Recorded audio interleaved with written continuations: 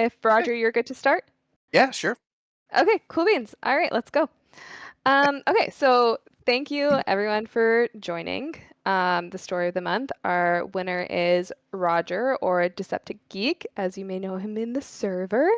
Congratulations on winning, and thank you for doing this, for doing the interview. We find these really fun and just like a cool way to like engage with different people on the server. So yeah, very excited to dig into this. Can you give us a brief introduction of yourself for those who are listening? And this will also be recorded and then posted later as well. So people who are listening later. Great. Hi. Yeah, thanks for having me. I really appreciate the chance to get in here and talk about it. Um, my name's Roger. In case you missed that, I'm just your average guy that I work from home for a living. I make I'm a lot like my main character, actually. I make the geeky things and I sell them at comic conventions and stuff like that. And so yeah, that's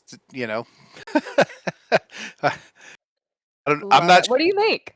I work mostly in leather. So I got my start doing Renaissance fairs. Working for a company, and I did leather work on the side.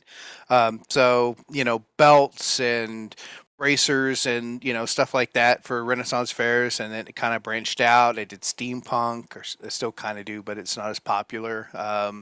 And I do a little bit of woodworking and some metalworking, just anything nerdy and geeky that I can just come up with ideas and stuff for. So cool. I've never been to a Renaissance fair, but I've always wanted to. Oh, it's a blast. It's a blast. I fell in love with it in college. That's the whole reason I started doing leather work, is because I went to my first Renaissance fair in when I was a poor college student, and I wanted to dress up and be a part of but you start looking at prices, especially for leather, and you're like, I can't afford this. I'll just learn how to make it. Crafty. Yeah, well, I probably spent 10 times more on screw ups and wasted leather and tools than I ever would have if I would have just bought everything I wanted. But As a new crocheter, I totally understand what that feels like. Because like making your own clothes it's not as cheap as it no, seems. When you're it's like not. crocheting a sweater, you're like, this is actually I could save so much time and just buy it, but it's not as fun also. Right, Like the right. creativity is really fun. Yeah, exactly, exactly. And I did learn enough that I got decent enough that I could actually make something worthy of selling. So I get some of that back. But yeah, in the beginning, it was a lot of wasted money at first. So Trial and error. yes, yes. Well, thank you so much for being here and for introducing yourself. Thank Appreciate you. that. Yeah. Ah, sorry, one sec here. Yep. Uh, Uh-huh. all right. So, when did you first realize you wanted to be a writer? Oh gosh. I don't think I ever decided to be a writer. Um, a- and it's so all of this started. We're gonna kind of get a little bit political here, and I try not to. As a small business owner, I was a bartender for years, and we had a rule that one of the rules in bartending is you don't talk about politics, you don't talk about religion, you don't talk about sports, because those you get talking about that stuff and it affects your tips. And I found out when you start writing that staying neutral politically can be a little bit tough. Um, so I one of the things that I make are magic wands. Oh, cool. I love making magic wands. I've always had, and I've done this with everything that I make. I don't like to just copy things that I've seen. I like to come up with my own ideas, and I would come up with stories about how they worked and what they did and everything else. And I've always done that. But I make magic wands. And I do a lot of shows over in the Seattle area. And recently, well, I guess I don't know how terribly recently, but we have a certain author who has come out with some political views that were they alienated a big portion of the LGBTQ community. Ugh, And yeah. when you sell wands in Seattle with a huge LBT community, they see wands in your booth and they automatically associate you with that. And I'm like, well, but wands have been around in stories for ages and ages and ages. So, I mean, magic is timeless. And I just thought, well, what if I just write, some little short stories that introduce my own lore around wand making, and stuff like that. And I'll post them on the website, and then I can say, well, sure, if you want to cosplay as this, in this other genre, they work for that. But I have my own, there's my own story that goes with these. It doesn't have to be that, because it should include everybody. And I got 10,000 words into writing a short story to post on the website. And I hadn't even covered like the first day in the story that I had in mind, and I realized it was going to be a book, and things kind of exploded. So, long story short, I don't know that I intended to be a writer. It just happened. That's so cool. Such an interesting like start story because we don't often get that. Like that's, unique to anything that we've ever heard before during these interviews or even people I've talked to. Like that's very different than what we've normally heard, and it's such a cool way that it came about because you were like, wait a second, like there's a whole other thing to this. There's a whole other side that I want to show for myself. Yeah, yeah, and it's funny because on the one hand, I was trying to, you know, promote kind of the things that I make in real life, but the story just kind of took a life of its own, and it got to be so much bigger and more complex and complicated. I didn't realize that these are the kinds of things that I have in my head all the time. So, Mhm. I already have book two is already planned. Like I've got a general idea where I want to go with the story, and I've got some little. I am going to do some little short side stories that I'm going to post on the website too. But we'll see how that goes. Heck yeah. Post Who more. That's doesn't love a awesome. short story? Yes. So, Roger, what book or author has influenced your writing the most? Oh gosh. I have to go back a lot. So in case you haven't noticed, I am a middle-aged guy. So Gen Xer here. Um, Mm. so we're going back to I was never a huge reader as a kid. Which is to my mom's great disappointment. She was a librarian. She was a history teacher before I was born, and she was a librarian most of my as I grew up. And she was always reading and trying to get me to read, but I was always go go go do stuff. But she was reading. She One day we were sitting in the house and she was reading some books and she kept laughing out loud and I kept saying what, and so she was reading Robert Aspirin, the myth books. I don't know if you have heard of those. They're going No. back there. Um, but they're full of puns and stuff like that, and it was enough to kind of get me started. So I think those were the first books that I remember, kind of really getting into reading all of that series.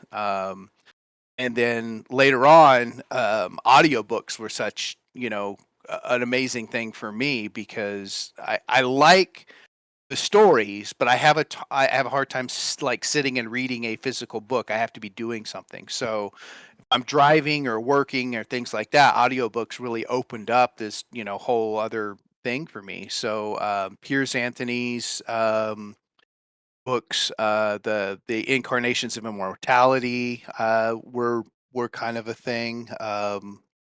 But so there's some humor, that humor and stuff, kind of really resonated with me. I do like the big epic tales and stuff too. But I think that the humor is one of the things I was trying to go for in this particular book.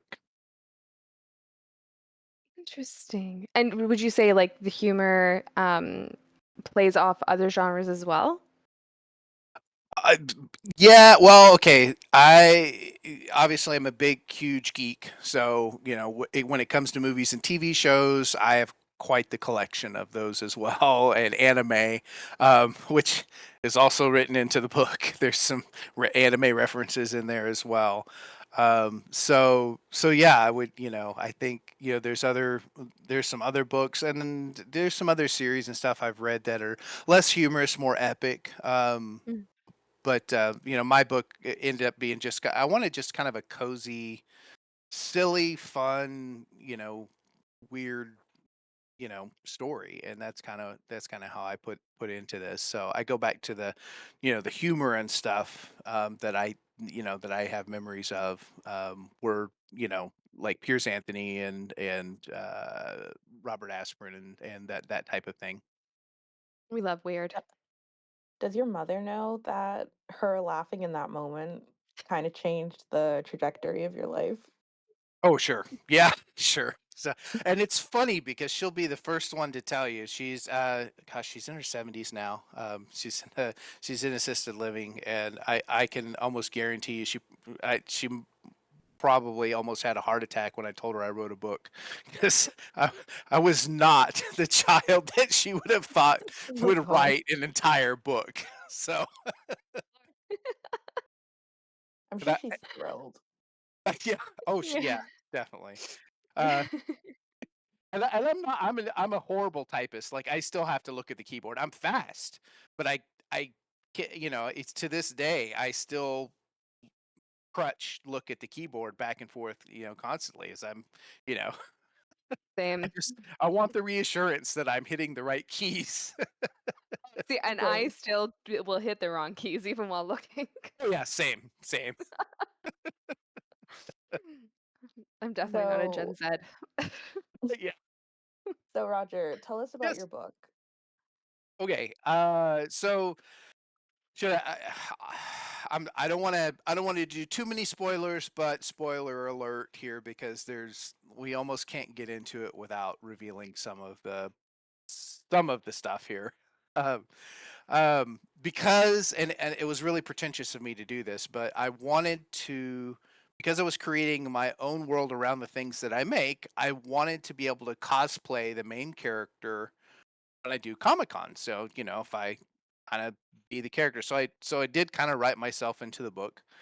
Um, but the story is about a middle aged guy, just kind of trying to make ends meet, and he happens into it's a little small town. He happens into a junk store, antique store, and he finds a magic wand, and it's a real magic wand, and it has, spoiler alert, it has basically the consciousness of the wizard who made it stuck in it.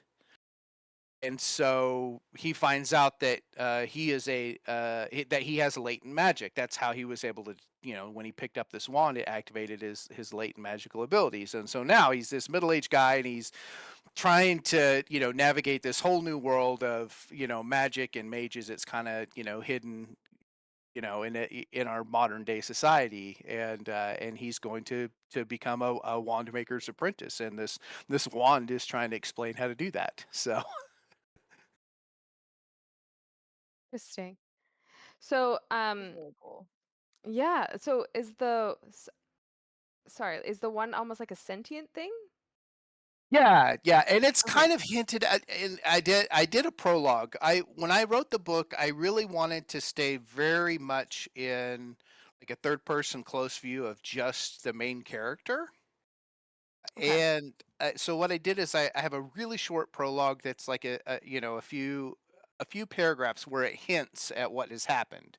And the old wise wand maker mage was experimenting with a new way to create magic wands, and he basically has a heart attack in the process. And as he's falling, he falls into the contraption that he built to do this, and it, basically, when he dies, his consciousness is put into the wand. So Okay. so yeah, so that's, and of course, he ends up, it basically, his stuff ends up in an estate sale, and ends up in a junk shop, and Alan, the main character, finds this wand. So Yeah. Interesting. Okay. So, I mean, you kind of Mhm. already touched on this a bit. And my next question is, what inspired you to write this story? But you kind of already talked on that already about, going to like conventions and stuff and selling and Sure. seeing and Hmm. the political aspect of it as well. So I'm going to pivot with a different question and say Sure. you were talking about how you had a short story as well that you were writing. Yeah. Is that right? Okay. Do you Yes. want to tell us a little bit about that as well then? Yeah. Or is that So like spoiler? I can give you a little bit of that. I have to go back through the editing of it. But basically, so the idea of the wand making in my world is, you have to have the right kind of wood. But the wood in itself, you have to do something to the wood to make it to make it focus magic. Because and that's the whole point of a wand is it's taking the mage has to focus the magic through the wand, so it's called a focal, and you add a piece of a living creature into that gives it that instinct, so that's called a lens. And so the whole I could have spent so much time on this middle-aged guy that is now having to go out and find materials to put into wands, and how ridiculous it is that now here he is dealing with griffins and everything else. And so the short story is it's one of the things that I didn't put in the book. It's just another trip that they're out looking for materials, and they're going to get jackalope. They're gonna harvest jackalope fur. Yeah. So in my head I was thinking like Angora rabbits. You can take the wool from an Angora rabbit and spin it into thread, and there's several different things that you can use like that, and that would make the wand the lens for the wand. And so it's a silly story about them going out into the um kind of dry basiny off towards Montana, in that area, the lower foothills and rocky, semi-deserty areas, and looking for jackalopes and the ridiculous. And I and I do. I try to take inspiration from kind of classical mythology and stories for different, whether it's a griffin or fairies or whatever, and put this weird twist on it, because all these stories are written by mundane people, or more precisely might have been observed by somebody who was a latent and didn't know it. So the details about magical creatures are not exactly like you read about them. And so the absurd things that really go on with these magical creatures is kind of one of the fun things that I think give the stories the comedy and stuff. So the short story is one of the excursions that Alan makes out, with his partner, the magic wand Randall. And they're going to shave the stomachs of the jackalopes after getting them drunk.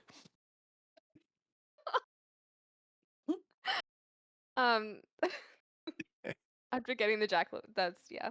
I Yes. love that. Yes. I'm feeling the comedy in here. I'm loving that vibe, but mixed with like the fantasy aspects and whatnot. I think that's really, really cool. Right. I would hate to be a fantasy like animal control in that Oh, situation. Oh yes, yes. And there is a whole department of magical resources that deals with things like animals and stuff. And that was something else that I kind of put that kind of goes into the story is, Randall, the magic wand, the master wand maker, he's insistent that how the materials are gathered is important. So you don't harm the animal. And that, you try to get natural drops, or, things that you don't kill the animal and that kind of thing, because it makes for a better wand if it's done ethically. And so that's kind of one of the things that we focus on. So yeah, I it's love that ethical yeah, ethical aspect of it. Like heck right, yes, let's Yeah, right. let we the need more of animals live in that. peace. Yeah. And there's a lot of little themes like that in the story, just so about some ethics, uh and it's again, it's one of those things where it can kind of get political. And really, when you write your main character, the choices that the main character makes, it kind of reflect the I think in a way that they can reflect an author's view on certain political stances and stuff. So it's kind of a roundabout way of taking sides, I suppose. Well, also like very discreetly doing it. I think that's super important. Like, or not important, but very um, it's very well done when someone can throw in ethics without overwhelming a story, but in a way that is subtle enough that feels natural. I don't know if I'm explaining that right, but like there's a nuance to it of Hmm. adding in, real life things and problems that we deal with while also making a story super interesting to read at the same time. Yeah, and I don't I'm not 100% sure if I succeed in that, but there's a lot of the book that is kind of like that, where like for instance, the Mage Society, that in the book, the way Mage Society is structured, one of the first things they talk about, because Alan is asking Randall about why what's the difference between a mage and a wizard and sorcerer and a witch? Are there witches? I don't, and because and so Randall's explaining that I mean, yeah, there are, but we consider all the terms gender neutral, because really mages are just not concerned about gender and orientation and stuff the way that the mundane folks seem to be, because we're either you have magic or you don't, and that's what we're concerned about. And so it's that kind of subtle, uh, you know stance when you this ideal mage society takes a stance that well, we don't care what your gender and orientation is. um but that's one of the things that I've kind of put in there that hopefully is not overtly like in your face. But it's there, and that's important. Yeah, yeah, and that was the whole goal. I mean, like I said, I wanted to write this story, where immediately right off the bat that people who were in the LGBTQ community, or it also addresses things like ADHD and things like that. They could feel a part of the story and not feel outcast or whatever, either by the story leaving it out, or by the author's political stances later on, or whatever. But they weren't really the main focus of the story itself. The focus of the story was just supposed to be a fun and silly story that was inclusive. Heck yeah, we love inclusivity. Fingers crossed that other people like that too. Well, if they don't, they're not your target audience. That, Yeah. that's fair. That's fair. True. So, Uh, if readers take away one feeling or idea from your book, what would you hope that is? Oh gosh.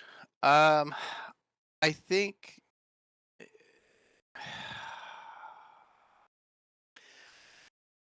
there's a lot of because it's so cozy and lighthearted.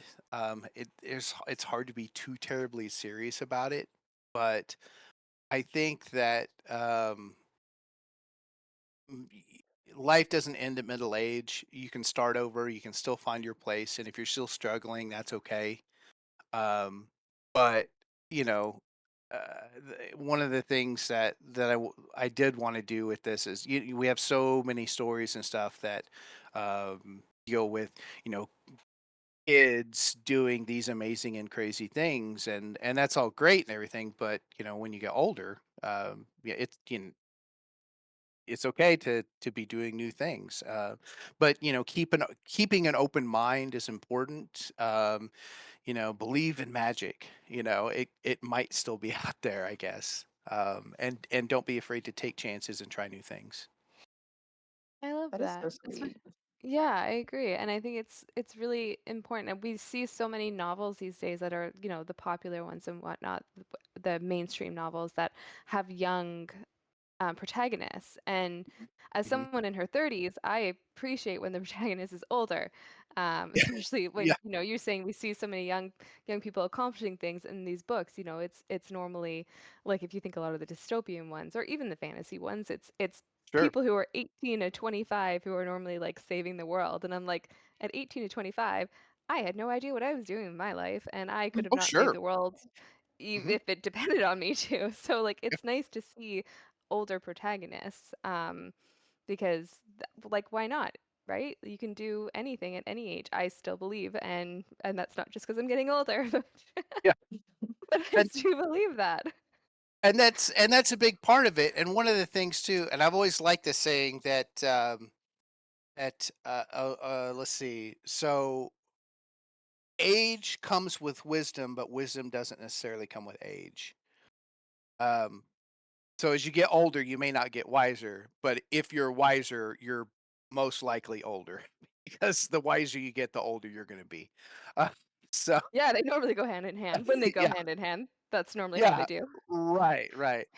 And, and there's something to be said for, having the hindsight of, the wisdom of hindsight, as you start, getting a little bit up there in ages. And that's, I think, something else that this story kind of deals with too is, you know, it takes somebody with a little bit of hindsight, hopefully a little bit of wisdom, and is and doing these stupid, crazy, dangerous things.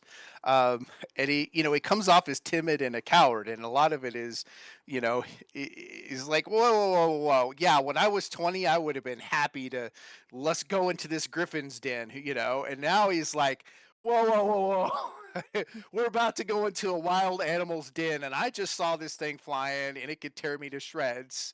Are we sure we want to do this? Let's talk Take about a this sec. first. Let's take let's let's weigh the options here There before might we. be another plan. Yeah.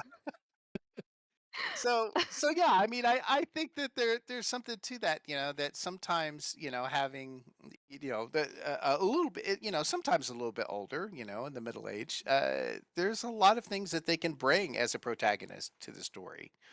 Mhm. Not to discount the story, because we all love to see people who are really young that are doing amazing things, especially for their age. Mhm. But sometimes you kind of question the reality of, how the mind works at that age. Would they have been able to? Would it? Sometimes it's so outlandish. Because I think back, man, I was stupid at that age, and I would not have put that together. You know. Mhm. Mhm. Cough, cough, 17. Yeah. Right. I still sometimes feel like there are things that I'm like, wow, I would not have thought of that. Oh, I still have no idea most of the time what's happening Right. in life. Sure. Yep. Like, Yep. what? Critical thinking has never been my strong suit, though. Right. Right. That's okay. I didn't change at 25. Um, Well, you didn't need to save the world, so exactly. No Yeah. one's depending on me. It's totally fine. I can take a right. vacation. So you've spoken a bit about some of your characters, Alan and Randall. But in general, if you could spend a day with one of your characters, who would it be and why? I would say Michaela. Well, I mean, obviously, I do spend all the time with Alan because he's probably 80% me. Um, it's, it's, which I would not want to be a roommate with, but and the story doesn't have a ton of characters. You have Alan, who's the main character. You have Randall, who is a magic wand, and he's pretty much stuck with Alan. And then you have Michaela, who is, fairly early on in the book. They have to go and get, wood. It's, the right kind of wood for wand making is mono wood. It's wood that grows in ley lines, and her and her dad, have this place that specializes in harvesting mono woods or whatever. And so, that's where they meet. Randall in her Randall's trying to stay secret. He doesn't want anybody to know he's a wand because he doesn't want to end up in the hands of somebody being poked and prodded at for research for the next 100 years. So, um, But, he says, "Okay, this is my wand supplier, we're gonna," or my wood supplier, "we're gonna go there," and that's where he meets Michaela. And, they hit it off, and of course, she discovers the secret, and, but, they had known each other. Michaela and Randall had known each other beforehand. But she's just this really great, um I wrote this 'cause so she's a transgender character. This is the one of the inclusive. She's a transgender character. It's not made a big deal of. As a matter of fact, the first thing, that happens is there's she makes a joke about it, and of course he doesn't understand because she outs herself as transgender, but that's okay in the mage world, right? It doesn't really happen. But she's just this. She was going to be like a side character that was going to pop in and out of the story from time to time, and I just enjoyed the character so much. She kind of became like the other main character in the story, and so it's most of the time it's the three of the it's Randall, Allen, and Michaela, and almost the entire book is just these three characters, going out and doing things. But she's just such a fun and interesting character, just who she is and what she does. So Did she have a good like rapport with like Alan and Randall? yeah, Back and forth kind of? right. And so they because Randall and Michaela have a kind of a backstory history or whatever, there's some inside jokes, and she's Alan or Randall was 87 when he died and got put into the wand. But Michaela, growing up, Randall and her father were friends, and so growing up, Michaela was always, hanging around and doing deliveries and learning, and some of Randall's humor kind of rubbed off on her, and so that humor gets played with back and forth, and there's practical jokes and things that they do to Alan, and silliness, and so it's just the way the trio kind of functions. There's a hopefully witty, back and forths and stuff like that. So She sounds lovely. Mhm. fingers, well, hopefully we'll see if everybody else likes her too. But You really do have to love when a character just kind of sneaks up on you into yeah, becoming a main character. right, right. When you write, do you have y'all had characters like that too, where you have an idea, you write a character to facilitate getting your main character from point A to point D, and then at point C, somehow this side character kind of becomes so awesome and cool. Does that happen to y'all? Oh Yeah. yeah. Yeah, I had this one character, Hallie. She was like the best friend in one of the stories I wrote, Hmm. and she was just very wild and very opposite me. Ah, And I ended up adoring her that I so much that I wanted to do a short story, but then I stopped writing because school ruined writing for me as mm, fun. Too many essays. But I would have done a short story for her because she was just so fantastic, and just really like she got my heart. right, right. So, was there a scene that was particularly difficult or emotional to write for you? I kind of. I don't know about difficult. I did write an emotional scene into it. Like I say, it is a cozy fantasy. There is some excitement and danger, but it's not really the main focus. But there's a point later on where it's um, Michaela and Randall and Alan are in the mage town of Knox, and they've gotten this idea that so Michaela has basically purchased a building on one of the main streets, and she lives upstairs, and she was planning on renting out the shop downstairs to somebody, and so she thought this would make the perfect wand shop. And they're talking about it, and it's kind of revealed where Michaela is the one who found Randall's body, and it kind of gets emotional because uh, Randall is just talking about, well, no, we're going to make this device, and and we can, make wands, and of course Michaela is very against this because she's convinced that this device is what killed Randall, and she found his body, and you don't understand what it was like to find you there, and that kind of thing. And it's really kind of where things kind of break down and become emotional because Randall and Michaela were like family, and that's kind of how they saw each other. And Mm. through all the joking,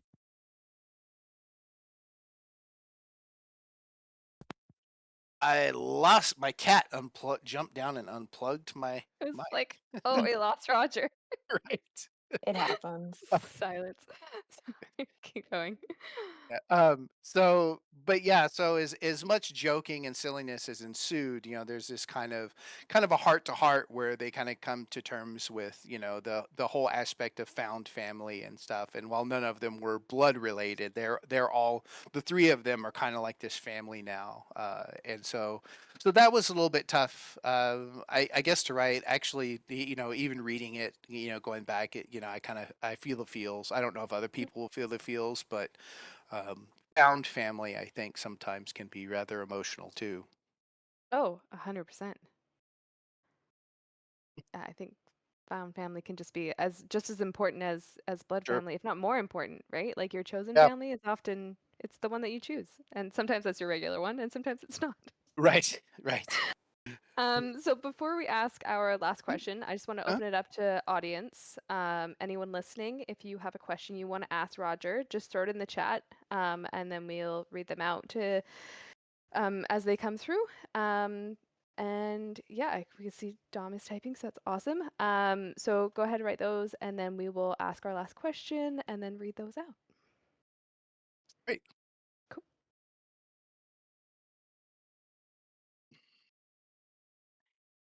Okay. So if you were to pitch your work for an adaptation, would it be for film or TV, and who would you cast? I kind of thought about this, and I think it would make a great anime. 'Cause, I mean, then we could draw the characters exactly, how they should be and stuff like that. I don't know. I mean, I suppose it could be like a TV series or something, especially since I've got book 2 planned. But I would have no idea who to cast it for. But I think it would be perfect for like an anime, honestly. Um, Would it be like a pointy chin anime or like the round chin anime? There's a difference. more round. So I I have watched a lot of anime, isekai especially. Have you seen? It's ridiculous and still funny to me. There's one called Campfire Cooking in Another World with My Absurd Skill. No. Get ready to like bleep this out. I only watch really bad anime. And to me, this is my personal opinion, so we don't get attacked in the comments. That is Baki and like Dragon Ball. So Fair enough. Yeah, it's not really I'm a big fantasy isekai, that kind of thing. But yeah, the silliness of that anime, because it basically it's a middle-aged guy. He accidentally gets summoned with the heroes, and he's just trying to you know, uh, like, sorry, heroes, go do your thing. I'll just try to find a quiet little place in the world. But he has this stupid skill where he can access the online grocery, so he can buy like, anything from the modern world, and he cooks, and so it's stupid and ridiculous at the same time. But it's funny because here he is trying to make it in this world, and this legendary beast smells his cooking and is now his friend because right. so that's the kind of anime that I'm thinking of. It would probably just right for this particular book. So what about like a voice actor then? If you want an anime, do you have a particular voice actor in mind? Gosh, I can never think of anybody's voices either. Like, I know when I hear the same voice, like, the guy who does Overlord. I've heard his voice in several things, but I don't know any of their names. I can never think of their names on the spot. I can't think of anybody. Isn't Atlas a Hilarious. voice actor? We could throw Atlas in the ring there. Sorry. I don't know anything about anime, so I'm glad that Sammy was was here Okay. for that. Yeah. Literally never seen any anime. I know what I There want to. You know what it's about. Zammy Okay. would not get any of my anime references in the book then, because all the anime references in the book are from animes that you probably have not seen. You said I only watch high culture anime, not the trash that Zammy Oh, watches. oh gosh, no, no. I watch isekai. That's I mean, isekai is not highbrow anime. I was gonna make a joke like, "Oh, you mean like Narnia?" But that's fine. Wouldn't have even known it Oh. was a joke. That's sad. Okay.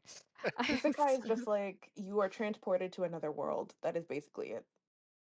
Yeah, yeah, yeah. I'm gonna So have to technically, like the Chronicles of Narnia, if we were going to broadly apply the definition of Right. isekai, would be an isekai. Yep. Okay. I'm gonna have to watch some anime someday, right? Yeah. Oh yeah, you should watch Baki. Wait, is that one of the good or the bad ones? I'm Oh, so girl, it's lost. trash. Okay. That sounds like that's totally up my alley. I love trash TV. Uh, so we didn't have any questions, which is totally fine. But Dom did want to say they wrote I just want to say I like the fact that it's a fun fantasy story about a middle-aged guy. I'm 23, so my reasoning isn't as personal in that way for me, but for those stories feel far and few between. Life doesn't end at middle age, like you said, and heck yeah, like exactly. Yeah. We don't often get that, and that's really really nice. Yeah. It's funny, I didn't even know that cozy fantasy was a genre until I hired my editor. And they when they read the story and came back to me, they're like, "Oh, this was this was perfectly a cozy fantasy." And I'm like, "A what?" I was calling it slice of life because that's kind of what the anime term that I was thinking, the slice of life animes that I've seen. So I was thinking it was slice of life. So yeah, Yeah, I didn't know cozy fantasy was a thing either. yeah. Apparently, I just read my cover artist recommended a book called Legends and Lattes by Travis Baldry, Hmm. and it's cute. I love it because it's another one of those things where it's what happens after the adventure. What's after the adventure? And it's this this orc who's retiring from adventuring and starting a coffee shop, and it's Oh, just that's this. cool. Yeah, it's just this cozy slice of life sort of but it's set in a fantasy world, and I think that's fun, and especially today with the craziness of the world, sometimes escaping into a fantasy and not having epic battles with like crazy creatures and stuff, but it's just more of a day to day life that's still interesting and fun. That can be a great escape. So yeah, cozy fantasy for the win. Heck yes. Oh yeah. Love it. Love it. Well, I just want to say thank you so much, Roger, for like Yeah, doing this interview. It's been really, really interesting to hear about your story and super fascinating. And again, I love that it's a middle-aged person and it just is got all these aspects of like comedy, but also the emotion that you were talking about and the political aspect that you were talking about. So, yeah, I just want to say thank you so much for doing this. Thank you for everyone listening. Um, yes. thank you for Zammy, my co-host, Rockstar. Thank you. Um, Thank you. and yeah, do you want to, Roger, do you want to leave us all with any parting words of wisdom or anything? Uh, any parting words of Any gosh, parting words? You well, can say peace out and leave. It's up to you. yeah. Well, I do want to thank you all for having me on here again. I mean, that's for Heck sure, yeah. and for everybody for hanging out and listening for this whole time because I ramble and I get stuck on tangents. So, Oh, we love that though. We're here for the tangents. so yeah. So no, thanks a lot to everybody for having me. I really enjoyed it, and yeah, hopefully I'll get to pop in and hear some other stories from other people in the future Heck too. yes, that's the plan. Thank you. This will be posted on the server in a few days, and then it'll also be Mhm. on our YouTube channel, so peeps can listen back, or other people who weren't here can listen. But yeah, thank you for everyone for joining, and Roger for being our honored guest. And yeah, I hope everyone has a great, fantastic rest of your weekend with lots of writing and reading, obviously. Yes, keep writing. Keep writing. And Those are the words of wisdom. and my book comes out on Amazon in about 2 weeks, so keep an eye out for that too. Oh, So Oh, shoot. totally. Heck yeah, that should have been like beginning, middle, and end. I forgot we got I told you tangents. So, but yes, Nice. it's actually published. It's coming out April 1st. It's available on Amazon. So, thank you. Heck yes. I love that. All right. Well, little plug here. You can do a little plug on the server. And yes, thank you everyone and have a great rest of your day. We're gonna end this interview. I'm just that's the nod to my sound guy, aka my partner, to like stop recording It's out right. Right. and finish. Everyone, thank you. Thank you everyone. All right, take care.